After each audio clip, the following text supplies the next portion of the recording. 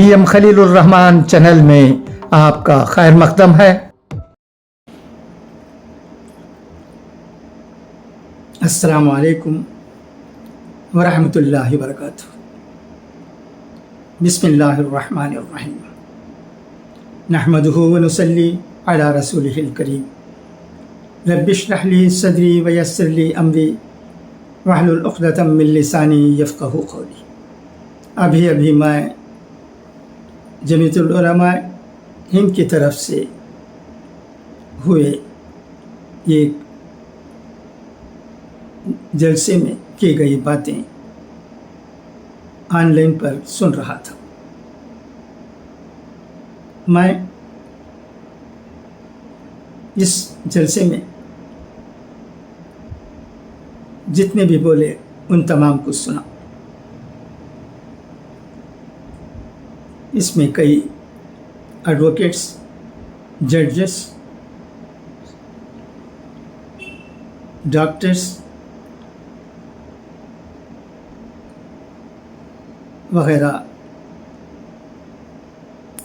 लोगों की तकरीरें हुई। इसमें आम्बुर के मक्का रफ़ीक अहमद साहब और टी रफ़ीक अहमद साहब भी थे। इन दोनों की तकरीरें भी हुई। दोनों की तकरीरें अच्छी रहीं, मगर जो बातें ब्रादरम मक्का रफ़ीक अहमद साहब ने कही हैं, उससे मेरा दिल बहुत खुश हुआ है, फूला नहीं समाया है। क्योंकि वो वक्त को देखकर बात करते नहीं। मक्का रफ़ीक अहमद साहब हाँ, वो वक्त को देखकर बात करते नहीं, सच्चाई को देखकर बात करते हैं। यूनिटी पर उनकी तकरीर हुई, यही मजमून था उनका। यूनिटी हमारे मुल्क में जहाँ मुख्तलिफ मज़ाहिब के लोग रहते हैं, किस तरह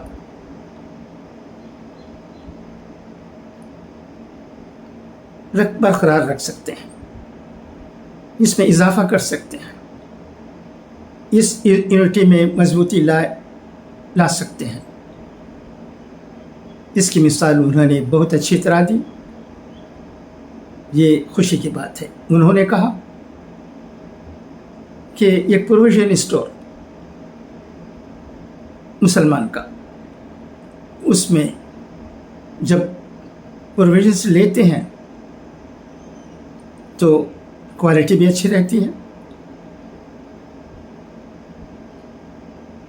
और तोल भी ठीक रहता है, कोई फ़र्क नहीं आता। ये कहने वाले मक्का रफ़ीक अहमद साहब के जाने पहचाने ये अयंगार हैं।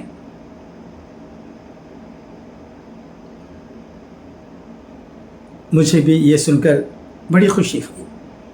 मैं बचपन की एक बात इस वीडियो के ज़रिए सुनाता हूँ और उसके बाद रफ़ीक साहब की बातें आगे क्या हुई उससे भी आपको इंशाअल्लाह सुनाता हूँ।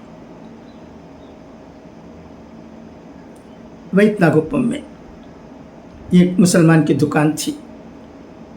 उस विलेज में रहने वाले, मैं बहुत पुरानी बात सुना रहा हूँ, कहते थे कि जाओ बाई कड़ीले वांगिटो आनो। अक्सर गैर मुसलमान भी उस भाई की दुकान में चीज़ें ख़रीदते थे, क्योंकि वहाँ की चीज़ें अच्छी होती थी, दाम भी मुनासिब होता था और नाप तोल भी ठीक होता था। इसके अलावा मक्का रफ़ीक अहमद साहब ने यह भी कहा कि उनके पड़ोस में एक फैमिली रहती है, सिंधी फैमिली। एक तवील मुद्दत से उनके साथ मक्का रफ़ीक अहमद साहब और उनकी फैमिली के लोगों का दोस्ताना ताल्लुक़ात थे।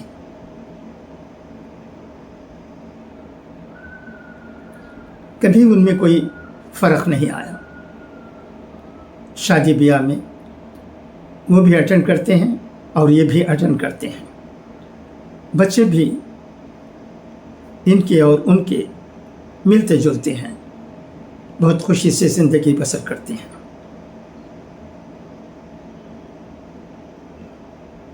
یہ بہت بڑی بات ہے. ایک اور بہت ہی بڑی بات جس پر ہم سب کو غور کرنے کی ضرورت ہے، مکہ رفیق احمد صاحب نے کہا کہ فیو میں وہ پریزیڈنٹ تھے. یہ فیو میں مارواڑی زیادہ ہیں. وہ کہہ رہے تھے کہ 30,000 لوگ ممبرز ہیں، ان میں کبھی کوئی مسلمان پریزیڈنٹ نہیں ہوا. مسلمان کو چھوڑیے، ساؤتھ انڈیا کا بھی کوئی آدمی اس میں پریزیڈنٹ نہیں ہوا. رفیق احمد صاحب کئی سال سے اس میں ممبر ہیں اور ان کی باتوں سے، ان کے تعلقات سے، ان کے اعمال سے خوش ہو کر اس فیو میں مکہ رفیق احمد صاحب پریزیڈنٹ بنائے گئے. اور ایک اور بات بھی، رفیق احمد صاحب ایک بار نہیں 2 بار پریزیڈنٹ بنائے گئے. یہ بھی ایک ہسٹورک ہے. کبھی اس فیو میں کوئی بھی اس کی تاریخ میں 2 بار پریزیڈنٹ نہیں رہا ہے. یہ شرف بھی میں خوشی سے کہتا ہوں مکہ رفیق احمد صاحب کو حاصل ہوئی ہے. وہ 2 بار پریزیڈنٹ بنے ہیں. کہنے کا مطلب یہ ہے کہ مکہ رفیق صاحب 2 بار پریزیڈنٹ بن گئے، یہ تو خوشی کی بات ہے ہی. اس سے زیادہ خوشی کی بات یہ ہے کہ ایک ایسے آرگنائزیشن میں جہاں مارواڑی زیادہ رہتے ہیں، مسلمانوں کا ہو سکتا ہے چند ہی افراد وہاں موجود ہوں، ایسے آرگنائزیشن میں ایک مسلمان کا 2 بار پریزیڈنٹ بننا ہم جیسے لوگوں کے لیے خوشی کی بات ہے. یہ ظاہر کرتا ہے کہ رفیق صاحب میں وہ باتیں پائی جاتی ہیں جن سے متاثر ہو کر انہوں نے 2 بار پریزیڈنٹ بنایا. ہمارے اخلاق ایسا ہونا چاہیے. ایک اور بات، بالکل صحیح بات رفیق صاحب نے کہا، we have to show mercy on others. We have to be magnanimous in our approaches. We cannot expect anything from others. اس طرح ہمارے اعمال اچھے ہوتے ہیں تو لوگ ہماری طرف آتے ہیں، دوستانہ تعلقات رکھتے ہیں. یہ ضروری ہے. اور اس کے علاوہ ڈاکٹروں کی تقریریں بھی ہوئی، سنا میں نے، اور لوگوں کی بھی ہوئی، ادھر کی ادھر کی. ان کا نام لے کر تقریر کو لمبی کرنے کے بجائے رفیق صاحب نے ڈنکی کی چوٹ پر جو باتیں کہی ہیں وہ ہم جیسے لوگوں کو خوشی دیتا ہے. کہا وقف بورڈ یہ کیا ہے؟ وہاں ولچرز بیٹھے ہوئے ہیں. وہ تمل ناڈو کے وقف کے بارے میں بول رہے تھے، اور جگہ وقف بورڈ کی کیا حالت ہے اس کے بارے میں ان کو جانکاری نہیں، اس لیے انہوں نے کہا کہ وہ کچھ نہیں کہہ سکتے ان کے بارے میں. اگر 2 غیر مسلمان تمل ناڈو وقف بورڈ میں ممبرز ہو جاتے ہیں تو یہ کیا ہے؟ خوشی کی بات ہی ہوگی، اچھا ہی ہوگا. وہ مثال بھی دے رہے تھے، انجمن حمایت اسلام کا ایک معاملہ وقف بورڈ کو پہنچا، وہ تفصیل سے بتا رہے تھے. میں مختصراً جس کو آپ کے سامنے پیش کر رہا ہوں. تو وہاں اس وقت ہاشم صاحب بھی اس میں شامل تھے وقف بورڈ میں کے معاملے میں، تو ان سے 1 کروڑ روپے مانگا گیا رشوت۔ اس کے علاوہ دور دور سے لوگ آتے ہیں وقف بورڈ میں اپنے کیسز دینے کے لیے، تو ان کے ساتھ برا سلوک ہوتا ہے۔ مشکل سے ٹرین میں، بس میں کئی متولیز کئی دیہاتوں سے جب آتے ہیں اور وقف بورڈ میں جاتے ہیں تو ان کے ساتھ اچھا سلوک نہیں ہوتا، کہتے ہیں کہ کل آؤ۔ پاپو بیچارے کیا کریں گے، جاتے ہیں کہیں مسجد میں سوتے ہیں، کچھ نہ کچھ کھاتے ہیں، پھر آتے ہیں۔ اس طرح انصاف نہیں ملتا ہے وقف بورڈ سے۔ ڈنکے کی چوٹ پر کہا مکہ رفیق احمد صاحب نے، انہوں نے یہ بھی کہا کہ ہمارے حقوق کے لیے ہمیں ڈرنے کی ضرورت ہے۔ یہاں ججز وکلاء آئے ہیں، انہوں نے بہت سی باتیں کی، ہمارے رائٹس کیا ہیں، ٹھیک ہے، مگر میں جو ہو رہا ہے تمل ناڈو میں وہ آپ کو سنا رہا ہوں۔ آپ کوشش کیجئے اپنے حقوق کو برقرار رکھنے کے لیے جو کرنا ہے وہ کیجئے۔ اس پر میں کچھ کہنا نہیں چاہتا، مگر تمل ناڈو میں وقف بورڈ کی جو حالت ہے اسے میں جانتا ہوں، آپ کے سامنے لانا چاہتا ہوں۔ یہ بات ایک جلسے میں، جمعیت علماء ہند کے جلسے میں چنئی میں مولانا محمود مدنی صاحب کی موجودگی میں یہ باتیں ہوئی۔ میں مکہ رفیق احمد صاحب کو، وہ آمور کے ہیں، ان کے ساتھ ہمارے دوستانہ تعلقات ہیں،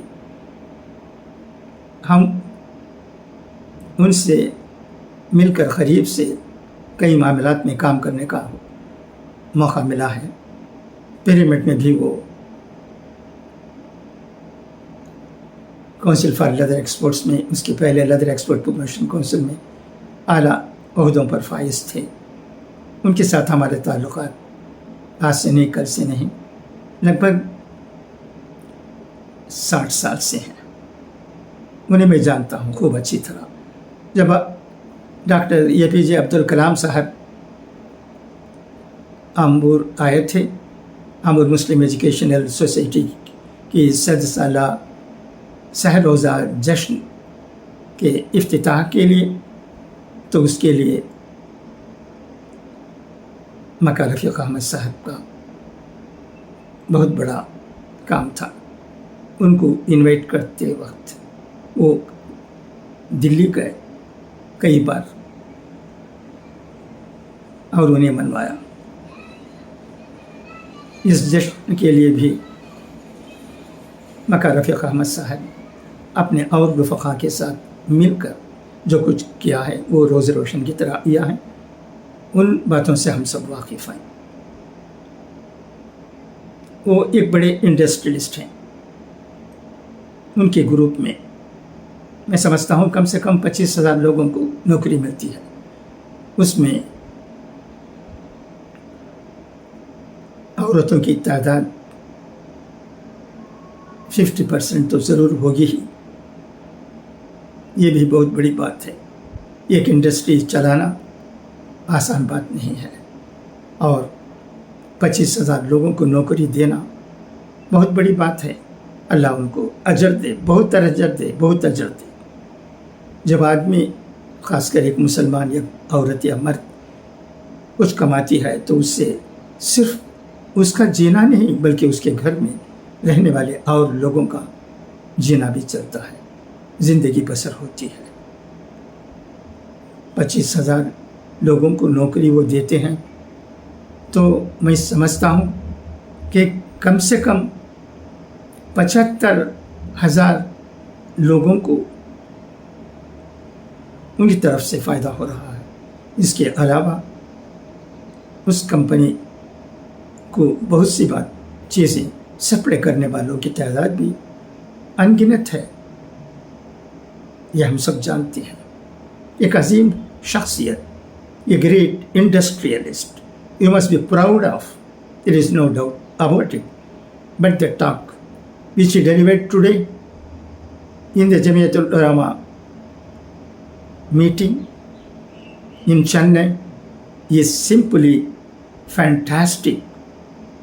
We love it, and the way he presented his views were appealing to intellectuals, advocates, judges, and others. I was listening online. I listened Rafiq Bhai's speech thrice because I was thrilled simply. It was very appealing to me. I wanted to phone him immediately, but I don't know where he will be. Whether he is free or busy, I don't know. So I did not want to disturb him. Of course, I will try to contact him over phone within a day or two if possible. But through this video, I want to tell Makkah Rafiq Ahmad Sahib, thank you, thank you, thank you, thank you. जज़ाकुमुल्लाहु Khaira. जो बातें उनसे हुई हैं, इस तरह की बातें एक फ्री फियरलेस आदमी ही कर सकता है। सच्चाई को सामने लाना भी मुश्किल है। देखिए वक्फ बोर्ड के लिए कितनी मीटिंगें हुई, कितनी आवाज़ें बुलंद हुई। क्या किसी ने मद्रास के वक्फ बोर्ड के बारे में कुछ कहा? नहीं। क्यों नहीं? क्योंकि उनमें सच्चाई नहीं है। अगर कोई कहता है तो भी लोग कह देते हैं नहीं नहीं नहीं नहीं नहीं, हमें उनकी बातें सुनने की ज़रूरत है, हमें इनकी बातें सुनने की ज़रूरत है। मगर जब मक्का रफ़ीक़ अहमद साहब की बातें तमिलनाडु के वक्फ बोर्ड के सिलसिले में हुई तो उस मीटिंग में मौजूद तमाम लोगों ने सराहा। उस मीटिंग को कंपेयर करने वाले ने कहा, हम जो बातें कह नहीं सकते थे उन बातों को मक्का रफ़ीक़ अहमद साहब ने हमारे सामने लाया है। हमारा काम आसान हो गया है, यह खुशी की बात है। उन्होंने भी कहा, मैं भी खुश हुआ। अगर आपने सुना होगा तो आपके दिल में भी मसरत की लहर दौड़ती होगी, क्योंकि हमारे आम्बूर के भाई आम्बूर के इंडस्ट्रियलिस्ट जो आम्बूर मुस्लिम एजुकेशनल सोसाइटी के लिए भी बहुत कुछ कर रहे हैं, उनसे जब बातें होती हैं तो उसमें वज़न होता है, वो सबको भाता है। हम जैसे लोगों को भी उनकी बातें आज बहुत भाई होगी, पसंद आई होंगी।